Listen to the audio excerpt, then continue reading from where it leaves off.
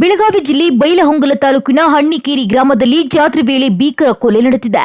ವ್ಯಕ್ತಿಯೊಬ್ಬರನ್ನ ಗುಂಪಾಗಿ ಹಲ್ಲೆ ನಡೆಸಿ ಕೊಲೆ ಮಾಡಿರುವ ಘಟನೆ ಗ್ರಾಮದಲ್ಲಿ ಆತಂಕ ಸೃಷ್ಟಿಸಿದೆ. ಆ ಕುರಿತು ಒಂದು ವರದಿ ಇಲ್ಲಿದೆ ನೋಡಿ. ಹೌದು, ಜಾತ್ರೆಯ ಸಂಭ್ರಮದಲ್ಲಿದ್ದ ಹಣ್ಣಿಕೇರಿ ಗ್ರಾಮದಲ್ಲಿ ಏಕಾಏಕಿ ರಕ್ತರಂಜಿತ ಘಟನೆ ನಡೆದಿದೆ. ಗ್ರಾಮದ ಸಂಗನಗೌಡ ಪಾಟೀಲ್ ಎಂಬ ವ್ಯಕ್ತಿಯನ್ನ ಕ್ರೂರವಾಗಿ ಕೊಲೆ ಮಾಡಲಾಗಿದೆ.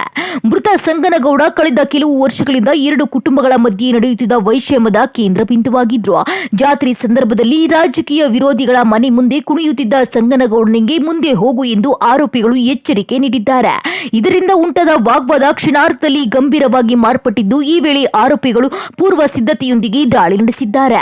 ಇನ್ನು ಕುಡುಗೋಲು, ಕೊಡಲಿ, ಚೈನ್, ಬಡಿಗೆ ಮತ್ತು ಕಬ್ಬಿಣದ ರಾಡ್ಗಳಿಂದ ಹಲ್ಲೆ ನಡೆಸಿ ಸಂಗನಗೌಡನನ್ನ ಅಮಾನುಷವಾಗಿ ಕೊಲೆ ಮಾಡಲಾಗಿದೆ.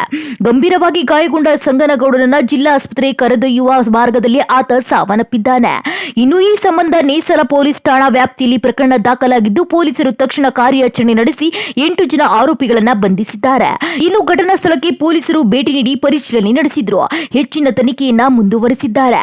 ಒಟ್ಟು 8 ಆರೋಪಿಗಳ ಬಂಧನದೊಂದಿಗೆ ಪ್ರಕರಣಕ್ಕೆ ಪ್ರಮುಖ ತಿರುವು ಸಿಕ್ಕ ಹಿನ್ನೆಲೆ ವೈಷಮ್ಯವೇ ಕೊಲೆಗೆ ಕಾರಣವೆಂದು ಶಂಕಿಸಲಾಗಿದೆ.